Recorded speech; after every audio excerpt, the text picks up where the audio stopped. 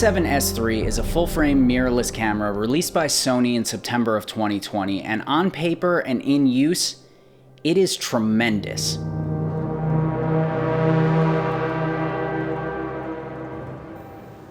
What's up guys, thanks for joining me. I'm your host Sam, and today we're going over the highly anticipated Sony A7S III full-frame mirrorless camera. With how complicated modern cameras are, there's a lot of information that I have to put into this video, so it's gonna be pretty long. I'm gonna try to keep it as entertaining as I can the whole way through, but there's just a lot of ground to cover here. First and foremost, I wanna talk about the price with this camera for a minute. The Sony A7S III is going to run you about $3,500 or thereabouts, depending on where you buy it. But here's the catch. If you want to use the A7S III to its fullest potential and use all the good codecs on it, you're probably going to have to make some upgrades to other things. I had to buy an SD card that could handle the higher codecs in the camera, so that was another $300. On top of that, there was almost $300 in tax, and then I had to spend another $300 on the full version of DaVinci to be able to edit 10-bit footage, because the free version won't edit 10-bit footage. I definitely don't want that to discourage any of my viewers from continuing to save up for either the A7S III or the FX3. Even with the extra money that I had to spend on this thing, I have had literally zero buyer's remorse. If you do a lot of vlogging or recording yourself, you'll be pleased to find that the Sony A7S III has a 1.44 million dot fully articulating touchscreen on the back of it. And it's not one of the half-assed touchscreens like the A7 III had, where sometimes it's a touchscreen and sometimes it isn't. This one you can use for pretty much everything. And this includes probably one of my favorite features on this camera, which is the touch tracking autofocus. So you just touch whatever you want to track with the autofocus, a little box pops up, and then no matter where it moves on the screen, whether the object is moving or you move the camera around, it will stay locked on to the object. And it's not just the feature itself that I love. It's not all that innovative of a feature in the first place. Most cell phone cameras can do pretty much the exact same thing, but it's how well they implemented it that I really like. It's just super practical. And if that wasn't enough, Sony also added two new menu options that you can tweak to change the way the autofocus behaves and reacts depending on what situation you're in. The first new autofocus option is called transition speed, and this is just how quickly will my camera rack focus from point A to point B. If you want it to be cinematic and slowly racking the focus to the next object, you set that option to slow. If you want it to snap to the next object quickly, you set that option to fast. The next autofocus option is called subject shift sensitivity, and I think they changed the name from the older Sony cameras, but it's basically the same thing. It's just how sticky is your autofocus? How quickly does it want to move to the next object when you change what you're pointing at? So as I said, I upgraded from the A7 III to the A7S III, and if you've ever owned the A7 III, you know that the screen on it is kind of lackluster. It's not very sharp and it's not very bright. The screen on the new camera, however, is bright enough and sharp enough to be used reliably in broad daylight. It's so good, in fact, that I'm considering selling my external monitor. And all the same praise I just gave to the screen on this camera, I'm also going to give to the viewfinder on this camera. You're getting a 9.44 million dot OLED EVF in the Sony A7S III, and it's probably the nicest viewfinder I've ever even seen in person. The grip on the S3 is not only deeper but more hefty feeling. It really feels like a heavy-duty professional tool when you're holding this camera. Most of the time when I buy a new camera, I feel like I need to buy a cage for it immediately because the grip just isn't deep enough. I don't have the biggest hands in the world, so I don't understand how most cameras have these tiny little half-assed grips on them. The S3's grip, however, is perfect. Another minor upgrade to the outside of this camera are the strap hooks. The strap hooks on my A7 III sound like a baby rattle whenever I move the camera around. The new strap hooks don't make any noise whatsoever, and they won't move unless you move them physically. I think they made the holes smaller. Also, and this is a very minor ergonomics boost, they made all the buttons and wheels feel just a little bit better. Like the buttons are a little bit more clicky, the wheels are a little bit tighter, and everything just feels a little bit more put together. Yet another welcome upgrade is the exposure compensation dial now has a lock on it. So you push the button down and it locks the exposure compensation dial right where you want it. So no more moving it by accident and suddenly you're 2 stops over for no reason. It stays exactly where you need it. The S3 also features 3 memory banks on the mode dial as opposed to the 2 memory banks that I had on my previous camera. This is really nice because now I can set it up with 24p, 60p, and 120p and not really have to change any settings to get to all 3 of those frame rates. Without a doubt, my favorite upgrade to the outside of this camera has to be the port doors.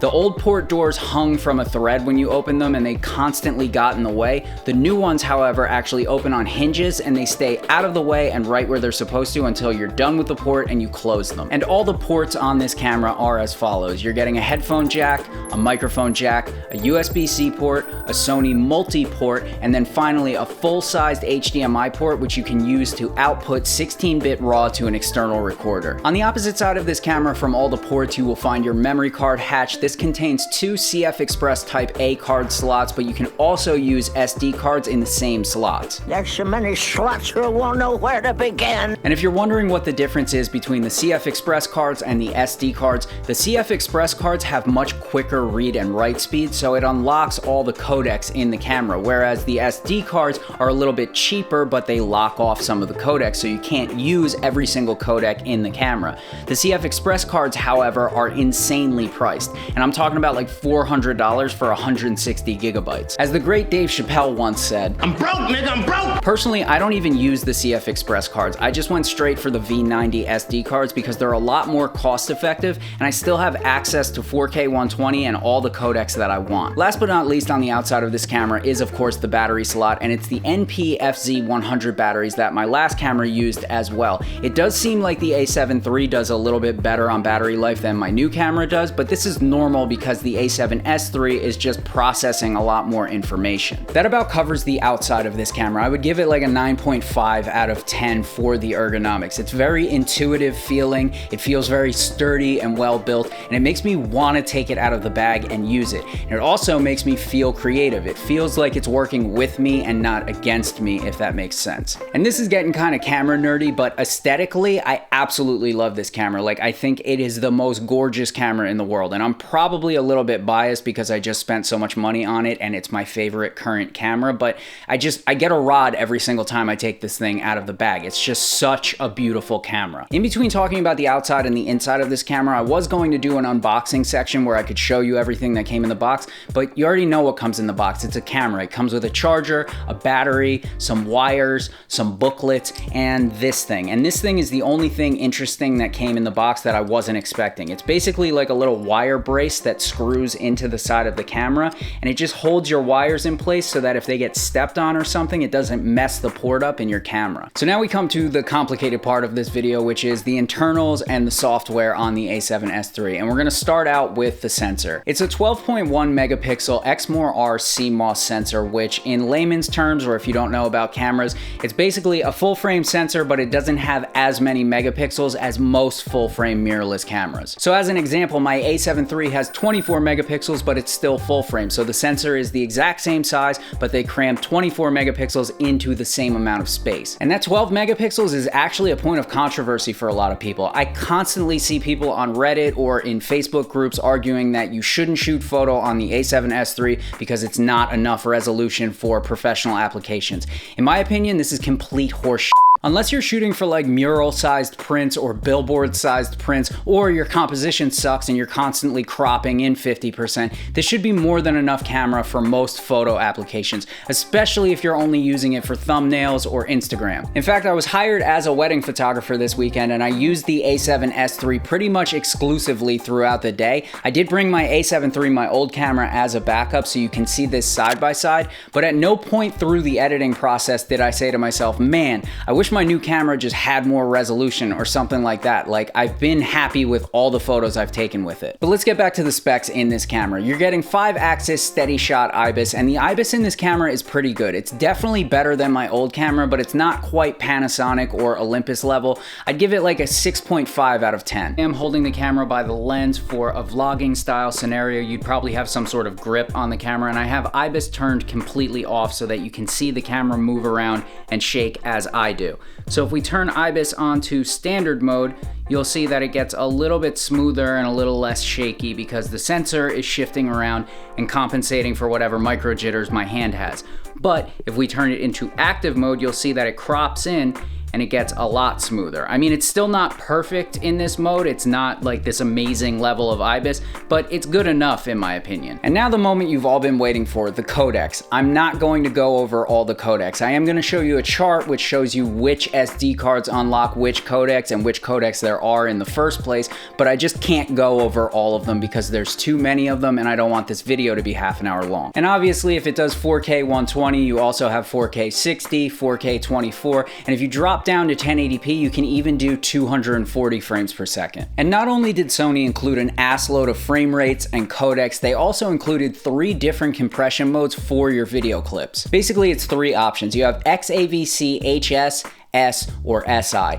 HS is going to give you the smallest file but the worst image quality. S is going to give you the middle of the road, and then SI is going to give you the largest file but the highest image quality. I have a pretty large V90 SD card, so most of the time I shoot in the lowest compression setting, but an added bonus to that other than image quality is it's a lot easier to edit in DaVinci Resolve. And what I mean by easier to edit is normally with video files, when you drag them into your editing software, it's good to generate proxy media or optimized media in order to lighten the load on your computer so you can scrub through the timeline smoothly. With the lower compression video clips, however, I don't need to do that. They're just ready to go the second I drop them in the timeline, and it's nice and smooth the whole way through. So I guess the computer just has an easier time dealing with uncompressed video clips. Picture profiles. All your normal Sony picture profiles are here, and if you made it this far in the video, you probably know what most of them are. You have Cine, you have H-Log, you have S-Log 2 and 3, but they also included S-Cinetone. If you do a lot of long-form video shooting like events or interviews, you'll be happy to know that the A7S III has no record limit on it. So there's no more half-an-hour record limit like there was on older Sony cameras. You can just record indefinitely if you wanted to. That is, of course, until you run out of battery life, but Sony also included the feature that you can charge through USB-C while you're recording. So as long as the camera is plugged into a power source through USB-C,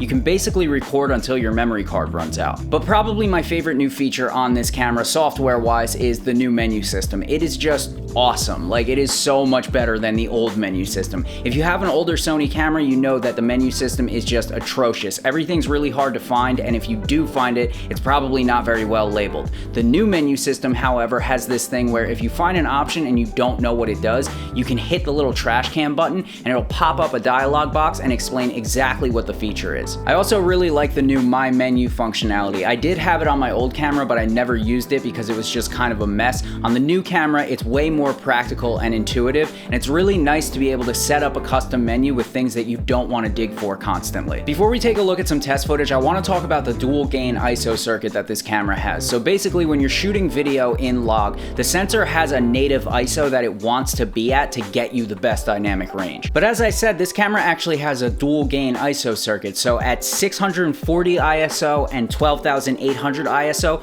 they're both the native ISO in this camera. What that means is that if you hit 10,000 ISO in like a low light situation, you're actually better off pushing it to 12,800 because it'll clean up the noise. Also, it cannot be overstated how good this camera is in low light situations. If you bump that ISO up to 12,800 and throw a fast lens on there, you can basically see in the dark with this camera. To show you this dual gain ISO circuit in context, it's pretty much pitch black out right now, and I have the ISO set to 640. We're gonna jump up to 10,000 and go outside so you can see what happens. Okay, we're at 10,000. So we go out here, and it doesn't look bad. I mean, it's not horrible, but it is pretty noisy. But if we jump up one more step to 12,800, you'll see the noise almost completely disappears. And this is also a good example of how well this camera does in low light situations, because it is basically pitch black out right now, other than the street lamps, and this is the image that you get. It's pretty damn impressive.